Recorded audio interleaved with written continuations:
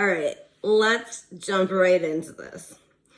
So this story has been hidden by the MSM in order to abet the Biden crime family. I know, shocking. The mainstream media helping cover up corruption for the Biden mafia family. Yeah, I know, sure, right? Never happens. But, so back to what was previously covered up in 2015, when the current resident-in-chief was considering a run for office. At the time, former President Barack Obama had frozen $30 million worth of Libyan assets, of which the, at the time, Vice President's extraordinarily bright son, Hunter, said he could use his influence to help unfreeze the money, while speaking with two Obama donors, Sam Johari and Saudi Sheikh Mohammed Al-Farbani. Now, this is getting saucy. Now, okay, totally unrelated and anecdotal, but totally funny, not PC, and definitely not hashtag woke. But something my dad told me when I was a kid. If there is anyone you cannot trust, it is a goddamn Saudi.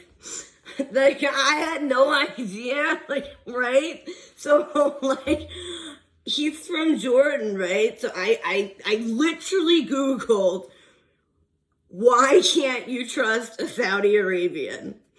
And I'm not even kidding, a lot of articles, a boatload came up.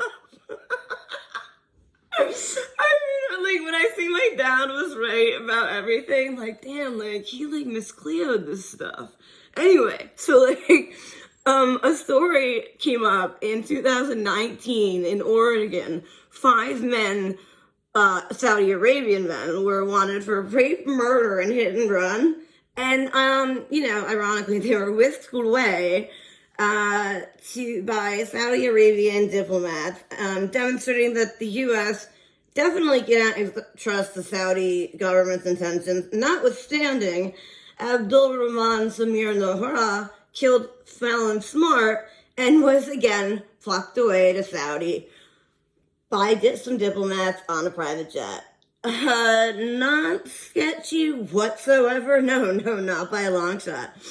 But we allowed both incidents to happen on our soil. And man, can you imagine if it was an American who committed that kind of crime in Saudi? Woo! Dang. I don't even want to imagine what the Saudis would do to them.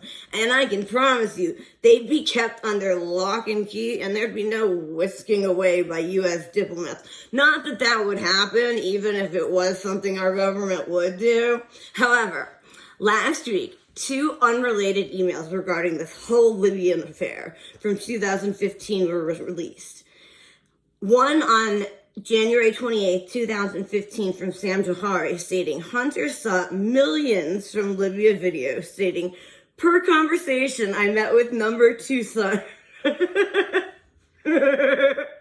See, I'm sorry to laugh, but what I find so hilarious, and classically Arabic, is that the dude felt the need to mention Hunter was the number 2, second-born son. Obviously being a male is, superior than being a female, but the older you are in your lineage, the better. Sorry, let's get back to the shadiness. So Johari further stated that Hunter wants $2 million retainer per year. He wants to hire his own people. It can be a close circle of people for confidentiality. His dad is deciding to run or not. Are we seriously contemplating the trust and confidentiality of a drug addict? Wow, the levels will go for access to certain individuals, right? Additionally, he said Hunter said he had access to the highest level in the People's Republic of China and can help there.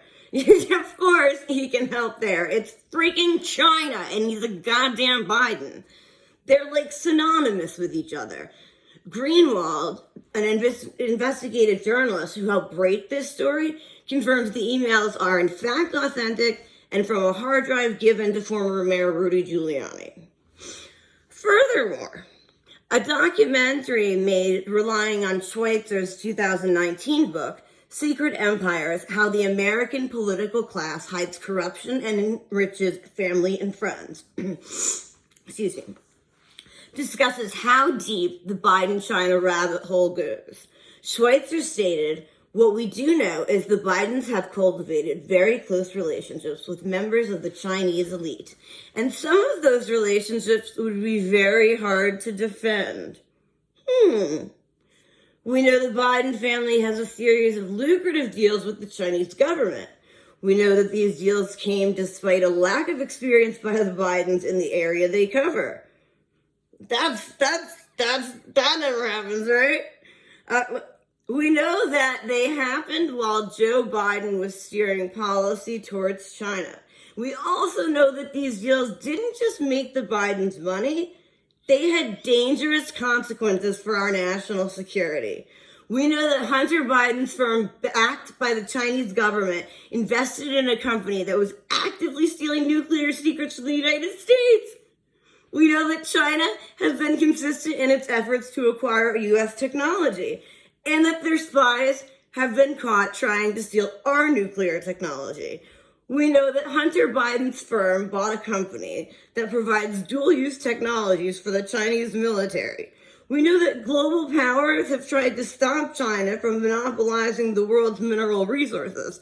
And we know that Hunter Biden's firm bought a company that actually helped China in its competition with the United States for mineral resources. Wow, damn! Like, dude, I thought the potato was a traitor now. Like, whoo! It's getting saucy. Now, if that isn't sketchy, I don't know what is. Like, bro, Sleepy Joe, Mr. Potato, resident, you really sold us the F out, didn't you? And then you had the audacity to take the oath of office. I know you said in an interview that you don't care if people refer to you as the devil incarnate, but honestly, after learning all of this, you really freaking are. I mean, hell, like, on another level hell. Like, you're gonna be getting it in the butt with a pineapple. Probably from Saddam Hussein, like, just for kicks. Hell, dude, you'll sell our national security out as long as there's something in it for you. Weirdly, when you were criticizing Trump for his take on the coronavirus, you said, people don't distinguish Chinese from other Asians. What the fuck does that even mean? Like, dude, like, what are you going for? And trust me, Corn Pop isn't here to save you, yo. Johari stated, that he was considering the offer, but was worried about Hunter's drug and alcohol use, which made him question whether he was a reliable person for the job. Yeah, I mean, because drug addicts are totally reliable individuals, you know? I mean, they hold serious positions all the time. Come on, man! Don't you know of the, like, many practicing attorneys who do mad Parmesan cheese? It's totally a thing. Oh, so on the negative side, he's a drug addict who likes cheap prostitutes. However, on the positive, he's a co-chairman of the UN World Food Program with John Kerry's son, and he's friends with Christopher Heinz, Kerry's former stepson through marriage to Heinz ketchup heiress, Teresa Heinz Kerry. Yes, because having wealthy friends is always an amazing positive to counterbalance the unreliability and other, like, absolutely amazing attributes of drug addicts. Like, Jesus, am I seriously saying this? But if that wasn't bad enough, okay. The second email, written by a Washington attorney, John Sandwig, was even more damning. Like, you want scathing, bro? I'll give you scathing. Not only does it show the emails continue with Johari into the following year, but also state that due to sensitivities regarding al-Rabani and Johari's participation in the Project Biden, only wanted trustworthy people on his team. And that completely makes sense, because every drug addict I know always make sure to surround him or herself with other trustworthy people. It's just something drug addicts do, you know? And to make matters worse, Sandwig was a former Obama administration official. Yeah, I know, that just takes the cake. And he confirmed he was the messenger for the project, but Johari ultimately went with another firm. But Martin Auerbach, the Sheikh's attorney, said he does not recall the event and did not speak to Hunter Biden. Wow, that's shocking. When discussing possible collusion with the at the time Vice President of the United States' son, dude has no recollection of the meeting. Seriously, that's like amazing time for a clutch coma. And what I love, and I've always noticed this, when people lie, they never use contractions. For example, they never say, I didn't lie, or I didn't do this, I couldn't have done that, I wasn't there. It's always, I could not do this, or I did not do that, or I was not there. Look at any speech where there is a lie and the words are never contracted. To further my point, to quote former President Bill Clinton regarding Monica Lewinsky, I did not have sex with that woman.